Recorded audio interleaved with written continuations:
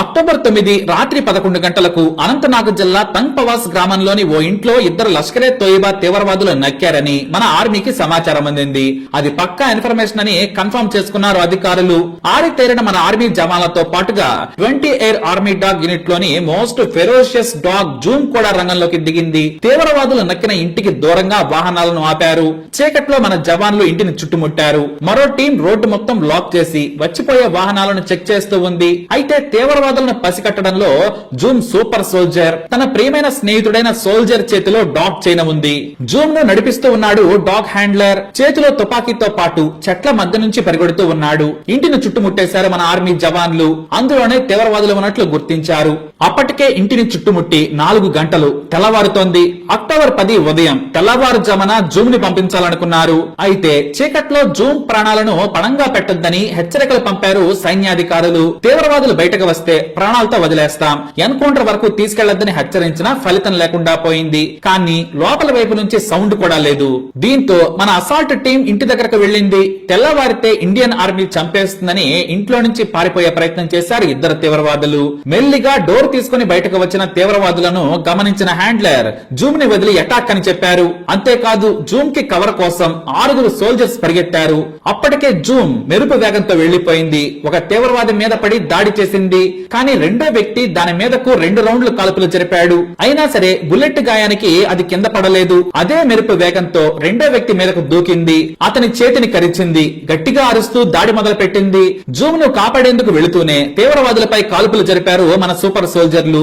Zoom కోసం మన వాళ్లు అతి దగ్గరగా వెళ్లారు. మన సైనికులను చూసి ఒక సైనికుడు కాల్పులు జరపడంతో ఇద్దరు భుజాలకు బుల్లెట్స్ తాకాయి. మరో 2 సైనికులు తీవ్రవాదులపైకి కాల్పులు జరిపారు. అయితే బుల్లెట్ గాయాలైన లోయల్లోకి జారిపోయేందుకు ప్రయత్నం చేయడంతో జూమ్ వారి మీదకు మరోసారి దాడి చేసింది. పారిపోలేక తీవ్రవాదులు చేతులెత్తేయడంతో మన సైన్యం వారిని కాల్చి చంపింది. ఈ ఘటనలో జూమ్ తో పాటు 2 మన సైనికులు గాయపడ్డారు. గాయపడ్డ సైనికులను హాస్పిటల్ కు తరలించింది సైన్యం. జూమ్ ని 54 అడ్వాన్స్ ఫీల్డ్ వెటర్నరీ హాస్పిటల్ కు వేగంగా తరలించారు. జూమ్ కి బాగా గాయాలయ్యాయి. ఏర్పాట్లు చేయాలని ముందుగానే సర్జన్లను వెటర్నరీ సిబ్బందిని అలర్ట్ చేశారు అధికారులు. జూమ్ కాలికి తల దగ్గర బుల్లెట్లు తొలగించి ట్రీట్మెంట్ చేశారు. తల దగ్గర బుల్లెట్ ను తీసేసిన 48 గంటలు గడిస్తే కానీ ఏమీ చెప్పలేమన్నారు డాక్టర్లు. అయితే ఆపరేషన్ చేసే సమయానికి జూమ్ ఆరోగ్యం నిలకడగానే ఉంది. కానీ ఆ తర్వాత మెల్లిగా క్షీణించింది. దీంతో వెటర్నరీ డాక్టర్లలో నిపుణులైన వారందరినీ పిలిపించిన జూమ్ మనకు దక్కలేదు. 2 బుల్లెట్లు వేగంగా అతి దగ్గర నుంచి శరీరంలోకి వెళ్లిన తీవ్రవాదులు పారిపోకుండా వీరోచితంగా పోరాడింది జూమ్. దానిని సొంత మనిషిలా కాపాడేందుకు సైనికులు సైతం ప్రాణాలకు తెగించి బుల్లెట్ గాయాల పాలయ్యారు. తీవ్రవాదులను పట్టుకుని వారిని మన వాళ్లు కాల్చి చంపే వరకు పోరాడింది. తీవ్రవాదులు చనిపోగానే వారి పక్కనే పడిపోయింది. దానిని కాపాడేందుకు డాక్టర్లు శ్రమించినా దక్కలేదు. దేశ సేవలో వీరోచితంగా పోరాడి తన డ్యూటీని తాను చేసి మన కోసం ప్రాణాలు విడిచింది జూమ్. మొత్తం 28 డాగ్ యూనిట్ లో జూమ్ ఫెరోషియస్. వదిలితే చాలు తీవ్రవాదులు పేలుడు పదార్థాలను పట్టుకునేందుకు పరుగులు పెడుతూనే ఉంటుంది. హ్యాండ్లర్ చెబితే చాలు చీకటి వెలుగు అనే భయమే లేదు.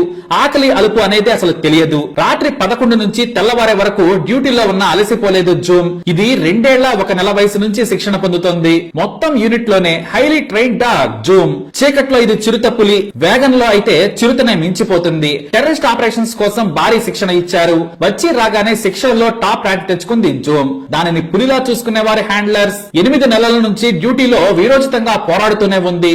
ఒక్కసారి హ్యాండ్లర్ తన మెడకున్న బెల్ట్ ను లూజ్ చేసి కమాన్ అంటే చాలు పరిగెత్తేది. అలానే గుడ్డిగా వెళ్లదు. నక్కుతూ దాగుతూ అడుగులేస్తూ సైనికులకు దారి చూపిస్తుంది. టార్గెట్ కనిపిస్తే మాత్రం పులిలా మీదకు దూకేస్తోంది. ఇలా 8 నెలల్లోనే ఎన్నో టెర్రర్ ఆపరేషన్స్ లో పాల్గొని దేశ సేవ చేసింది జూమ్. కానీ ఆపరేషన్ తంగ్పవాస్ లో ప్రాణాలు కోల్పోయింది. ప్రాణాలతో బయటపడింది అని డాక్టర్లు చెప్పిన హఠాత్తుగా అక్టోబర్ 13న ఉదయం 11:45 శ్వాస తీసుకోవడంలో ఇబ్బందులు ఎదుర్కొంది. దానికి ఆక్సిజన్ పెట్టి ట్రీట్మెంట్ వేగవంతం చేసిన జూమ్ స్వర్గానికి వెళ్లిపోయింది. దేశ సేవలో జూమ్ పోరాటాన్ని మనమే కాదు సైన్యం కూడా ఏనాడు మరిచిపోదు. మనల్ని విడిచి వెళ్లిన జూమ్ కు సైనిక లాంఛనాలతో చినార్ కార్ప్స్ ఉన్నతాధికారులు గౌరవ వందనం చేసి తుది వీడ్కోలు పలికారు. కమిటెడ్ ఫ్రెండ్ ను కోల్పోయామని సైనికులు విషన్న వదనాలతో చెప్పారు. అయితే జూమ్ క్లోజ్ ఫ్రెండ్స్ అయిన హ్యాండ్లర్స్ దాని మరణాన్ని తట్టుకోలేక వెక్కి వెక్కి ఏడవడం అందరినీ కలిసి వేసింది. ఎందుకంటే ఈ 3 నెలల్లో మంచి సూపర్ సోల్జర్ ను కోల్పోవడం ఇది రెండోసారి. జూలై చివరి వారంలో బరాముల్లాలో యాక్సెల్ అనే ఎలైట్ సూపర్ డాగ్ తీవ్రవాదుల చేతిలో ప్రాణాలు కోల్పోయింది. దీంతో అప్పుడు ఎగ్జైల్ ఇప్పుడు జూమ్ దూరం కావడంతో ఆర్మీ వాటి సేవలను గుర్తు చేసుకుని సెల్యూట్ చేసి బాధపడుతూ ఉంది. మనం కూడా ఈ బ్రేవ్ హార్ట్ కు సెల్యూట్ చేద్దాం. Good bye dear Zoom. జై హింద్.